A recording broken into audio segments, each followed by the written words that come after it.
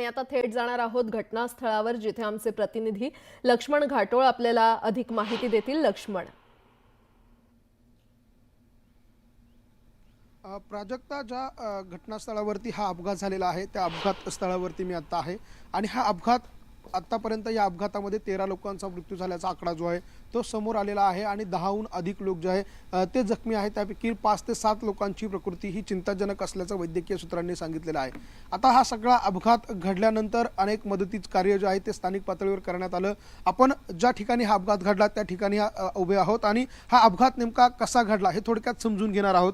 मी आता याच रेल्वे ट्रॅकवरती आहे ज्या ठिकाणी हा अपघात घडला। माझ्या मागच्या बाजूची जी पटरी आपल्याला दृश्यांमध्ये पाहायला मिळते ती पटरी आहे जाणारा मार्ग, अर्थात तो अप मार्ग आहे आणि मध्य रेल्वेची हा जाणारा मार्ग आहे। अर्थात जळगावहून मुंबईच्या दिशेनं ही पुष्पक एक्सप्रेस जी आहे ती जात होती आणि त्याचा तो मार्ग आहे आणि त्या पुष्पक एक्सप्रेसवरून ही गाडी ज्यावेळेला जात होती त्यावेळेला अचानकपणे एका अज्ञात प्रवाशाने गाडीमधली जी चेन आहे ती ओढली आणि त्यानंतर ही गाडी जी आहे ती अचानकपणे याच जागेवर थांबली। आता ही जागा नेमकी कशी आहे ती देखील आपण समजणं अत्यंत महत्त्वाचं आहे। तर ती जागा आहे एका पुलावरती आणि पुलाच्या खालच्या बाजूला आहे नदीचा प्रवाह। त्यामुळे ह्या पुलावरती ही गाडी थांबल्यानंतर ज्यावेळेला गाडीचं अचानक थांबली त्यावेळेला खालनं धूर आला, अर्थात जे चाकं आहे आणि रेल्वेची पटरी आहे याच्यामध्ये घर्षण झालं आणि त्यामुळे मोठ्या प्रमाणात धूर जो आहे तो बाहेर आला, स्मेल येऊ लागला आणि त्यामुळे आतमधल्या प्रवाशांच्या मनामध्ये भीती निर्माण झाली की गाडीमध्ये आग लागली आहे। त्यातल्याच काही प्रवाशांनी आणि काही त्या ठिकाणी काम करणारे चहावाले होते, पाणीवाले होते, त्यांनी अशा पद्धतीची अफवा पसरवली की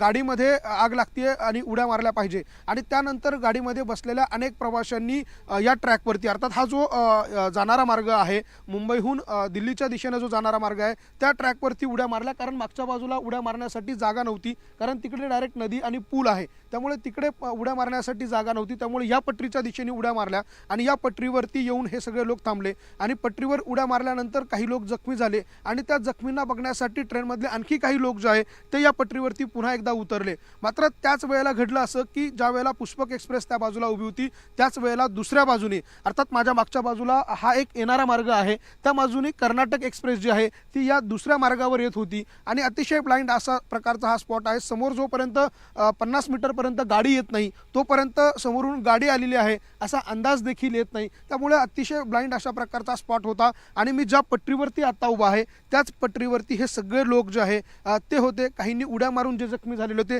ते देखील याच पटरीवरती बसलेले होते।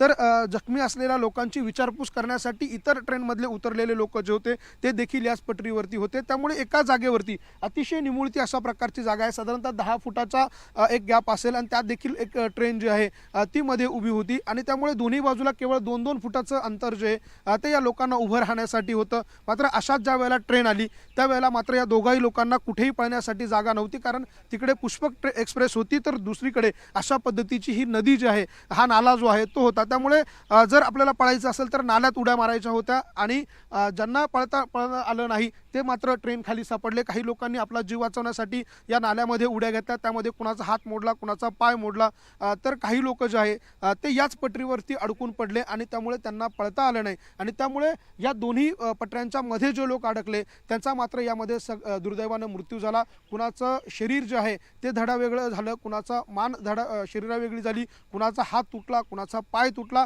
अशा पद्धतीनं छिन्न विच्छिन्न अवस्थेमध्ये अनेकांचे मृतदेह जे आहे ते या ठिकाणी पडलेले होते। आणि या सगळ्या घटनेनंतर आरडाओरड सुरू झाला। नंतर माझ्या मागच्या बाजूला जर आपण बघितलं तर हा पूर्ण परिसर जो आहे कुठेही जवळपास वस्तीने साधारणतः 1 किलोमीटर अंतरावरती काही घरं आपल्याला दृश्यांमध्ये दिसत आहे किंवा काही घरं आजूबाजूला आहे, त्या घरांमधल्या लोकांनी इकडे धाव घेतली, पोलिसांना कळवलं आणि त्यानंतर हे मदत कार्य जे आहे ते घटनास्थळावरती सुरू झालं आणि त्यानंतर या लोकांना हॉस्पिटलमध्ये हलवण्याचे प्रयत्न जे आहे ते करण्यात आले आणि त्यांचा जीव जो आहे तो वाचवण्याचा प्रयत्न जो आहे तो करण्यात आला। मात्र दुर्दैवानं जागेवरतीच या अपघातामध्ये 10 लोकांचा मृत्यू झाला, कारण अपघातच इतका भयानक होता की या लोकांना कुठेही पळायला जागा नव्हती। अतिशय छोट्या जागेमध्ये हे लोक अडकून पडले। त्या बाजूला पुष्पक एक्सप्रेस आणि या बाजूला कर्नाटक एक्सप्रेस अचानक या पटरीवर आली, त्यामुळे या मधल्या स्पेसमध्ये कुणालाही बाहेर जाण्यासाठी जागा नव्हती। इकडे जे लोक होते त्यांनी आपला जीव वाचवला आणि खाली उड्या मारल्या, ते मात्र काही प्रमाणात हातपाय तुटला, मात्र त्यांचा जीव वाचला, फक्त फ्रॅक्चर झालं, कुणाचं डोकं फुटलं, कुणाला मार लागला,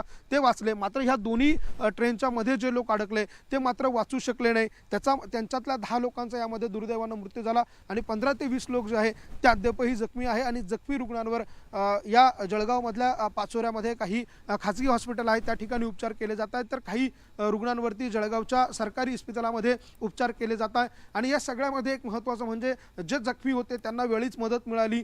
स्थानिक प्रशासन असेल, स्थानिक लोकप्रतिनिधी असं, विशेषतः आपण जर नाव घेतलं तर गिरीश महाजन या ठिकाणी वेळेवर आले. त्यांनी जे अति गंभीर होते त्यांना तातडीनं या ठिकाणून अतिरिक्त ॲम्ब्युलन्सची व्यवस्था केली आणि त्यांना नाशिक असेल, मुंबई असेल अशा ठिकाणी हलवलं. त्यामुळे काही लोकांचा जीव जो आहे तो वाचलेला आहे. या सगळ्या दुर्घटनेमध्ये आत्तापर्यंत 12 ते 13 लोकांचा मृत्यू झालेला आहे आणि बाकीची जी लोक आहे त्यांच्यावरती उपचार केले जात आहे. हा मृत्यूचा आकडा प्राजक्ता दुर्दैवानं वाढण्याची देखील भीती जी आहे ती व्यक्त केली जाते आहे. बरं लक्ष्मण, तुमच्याकडून वेळोवेळी अपडेट आम्ही घेतच राहू. तुर्तास धन्यवाद या संपूर्ण आढाव्यासाठी, या माहितीसाठी. यासोबतच इतरही काही महत्त्वाच्या बातम्या आपण पाहणार आहोत. तुर्तास एक छोटासा ब्रेक. पाहत रहा न्यूज 18 लोकमत.